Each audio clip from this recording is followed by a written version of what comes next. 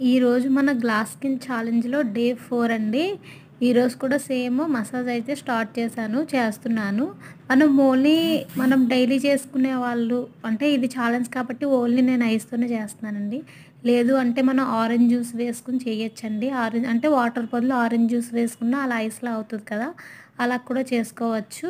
లేదు అంటే కీరా జ్యూస్ కానీ, అలోవెరా జ్యూస్ కానీ వాటర్‌లో కలిపి ఇలా మనం వేసుకొని ఫిల్ చేస్తే అది కూడా ఐస్ అయిపోతది కదా! అలా కూడా మనం చేసుకోవచ్చు. ఇంకా ఎవరైనా లైక్ చేయకపోయి ఉంటే లైక్ చేయండి.